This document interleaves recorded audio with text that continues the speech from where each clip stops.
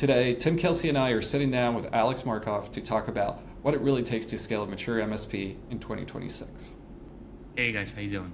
I know you're a busy man. You've been flying to a lot of MSP conference, speaking with lots and lots of MSPs. I mean, you're an MSP owner yourself, so I'm sure you've had a lot of conversations about all the changes that are happening in the industry. There's a lot of opportunity for growth, especially around cybersecurity. AI is shaking everything up as well. Lots of MSPs are trying to build their own AI as a service operations, but all this growth is not as easy as it sounds. Growing your MSP still remains a challenge. And so what I'm interested to kind of hear from you today as well is how you handle it, like all this operational maturity. And so in 2026, what is the single biggest difference between an MSP that is just surviving and one that is truly growing up? I honestly think it's strategy and strategic planning, because I even was having a conversation in one of the conferences and was just kind of brainstorming, like, what are the most critical tools an MSP has? If I was to start an MSP tomorrow, what would I start with? I would honestly have a strategic planning tool, like strategy overview, because day one, you need to create a standardization of all your entire stack and then give a client a plan. That strategic planning concept goes through the entire operation. So I would start the MSP using EOS day one, and then every team should have their own strategic plan. So every team should be done by quarters. I think that that's the single most important thing for an MSP today, because if you have a strategic plan for everything, you can achieve anything. So you should have a strategic plan for your revenue goals, and you can reverse engineer how many clients you need to get per month to achieve certain revenue with MRR. It's like these calculators exist out there, and including pivoting your MSP into an AI-first MSP and providing AI services. That should be laid out in a clear plan for the next 2 years, right? So you have 8 quarters.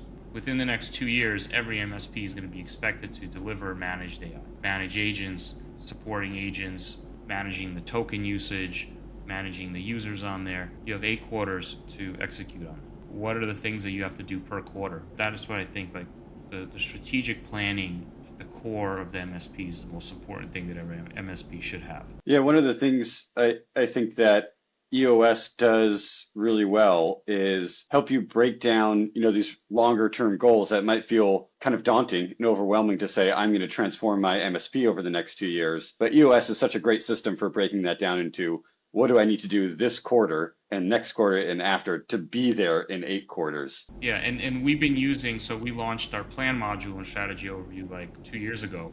And it's every release we keep adding to it. So our MSP and strategy overview has been running in strategy overview's plan module for 2 years.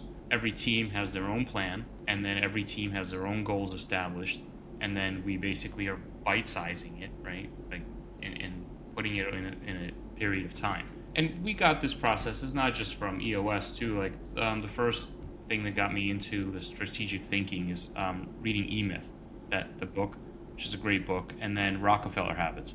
This is all like the same flavor of thinking, and then doing Agile software development is basically the same type of concept, right? You're creating little chunks, but you're putting them in little periods of time.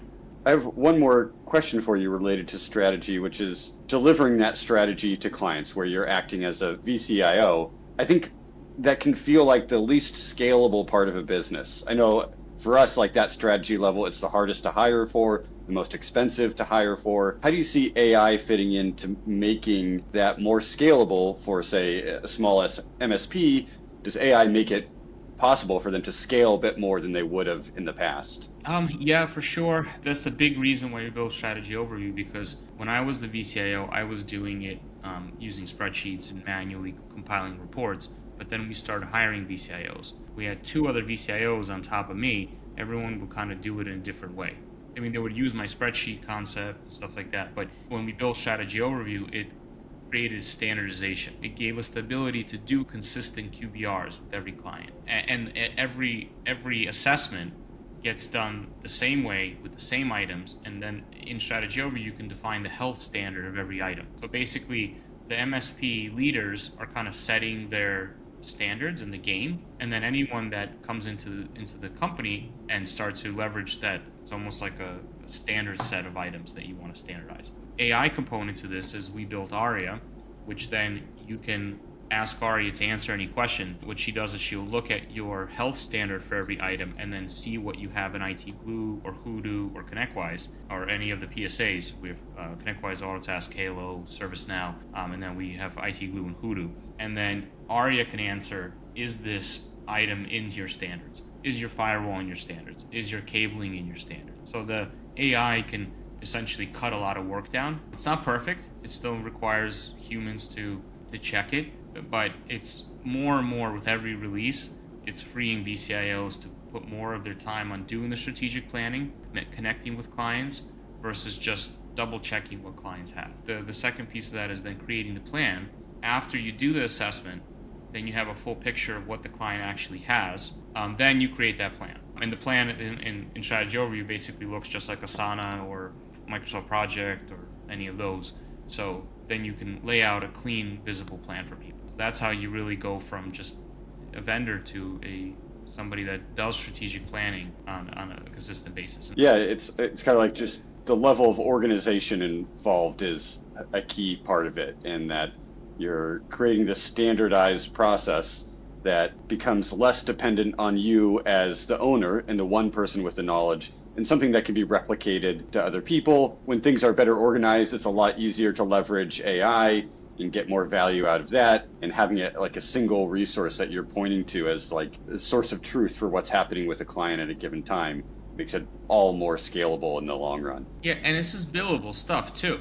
Every MSP should have in their onboarding project a line item to do their first strategy overview, to do their first risk assessment, full stack assessment. Because clients never ask like, why are you charging me to do a full assessment of my systems? It's just a natural concept. If you can standardize their items and make their entire stack healthy, then you are making the entire experience much better. So it's better for the engineers, it's better for the client. If I ever pick any vendor for anything, I ask like, what does your ideal setup look like? Because I don't want to be the weird outlier. I don't want to be somebody that's not using the company the right way, because then I'm not going to have the best experience. And this goes for every vendor. I want to ideally be the ideal client and use the company as best as I can, because then that will give me the best experience as a client. That totally makes sense. Like we have clients who sometimes choose to host on their own rather than using our hosting service. And we can still serve them. We don't turn them away, but everything takes a little bit longer. And what would you say is the most common mistake MSPs make when they first try to, make a shift there to sort of being a digital to be a strategist, and how do they kind of course correct? I think that over complexifying things day one. We've seen so many MSPs adopt the platform, and the ones that adopt it the quickest are the ones that kind of just take our template that we've spent over 10 years building, and it was built from our real life experience running an MSP in New York City, and then they just tweak it and modify it for themselves. I've seen some MSPs that will take like our assessment template and they will chop it up, redo it. They'll spend 3 months and they'll put all these technical things, like people that have gone through like the True Methods process, and they get worked into like getting into settings and stuff. To run a report winds up being so much harder. They don't have the data, and I just tell them, well, why do you need to go through and check all your firewall settings when you can just make sure that it's a managed firewall in your Fortinet tenant, and you apply your standard template to it, and you know that this is your MSP's template? And then when you need to do some kind of security role, you just push it out globally to all your firewalls. Trying to overcomplexify something and make it kind of recreate the wheel, I think, is the biggest thing. You want to make sure that their server's healthy, their backups are healthy, their Active Directory is healthy, all their computers are healthy, their firewall, their switches, their cabling, their Wi-Fi, like just the fundamentals. I meet with a lot of MSPs and they have no vCIO process, no stack standardization process, and they want to talk about how do we roll out security awareness training to their clients. Just get all your networks and your backups standardized and MFA for every user first. Stop thinking about like dark web monitoring and like all these little toys that are flying around in the MSP world. If you don't have MFA for every single user and you can't see that with one click, like in Strategy Overview, you can look at every tenant in one shot and you can see every user that is missing MFA. Start there. You need MFA, you need a decent network, you need backups, and then really I think ITDR is critical in today's world, like identity monitoring. So if somebody accesses your Office 365 from across the world or they steal your token, don't make it complex and do the fundamentals on every client first. Every MSPs that does that, first of all, will generate hundreds of thousands of dollars in valuable projects that will actually improve their clients' lives. And then once you do the fundamentals, then quarter over quarter, you add other things that you think are valuable to the client. If you don't have a vCIO process, don't think about a mature one day one. You can't jump from operational maturity 1 to 5. You have to go from 1 to 2 to 3 to 4 to 5. That makes a lot of sense. And as someone who's had to, manage a lot of different marketing and sales apps, in a slightly different context, but I think when you talk about standardizing your tech stack, we kind of go through the same process, and things can get complicated over time, and you add one app and then another, and then your system all of a sudden becomes really complex. That does backfire when you're trying to report on kind of your growth metrics, even though it's maybe more in the sales and marketing context, but ultimately we've kind of tried to go into simplifying that tech stack over time, and I can see how the same concepts apply, more around managing your IT and securing your environment, which is, also something that we deal with at Pronto, making sure people have their MFA in place with their website and all of that. So thanks a lot for all those answers already. Thanks for listening to this first mini episode in this 4-part series. We'll be sharing more information about how to get in touch with Alex in the video description. Stay tuned for the second episode. Great to spend time with you guys, always.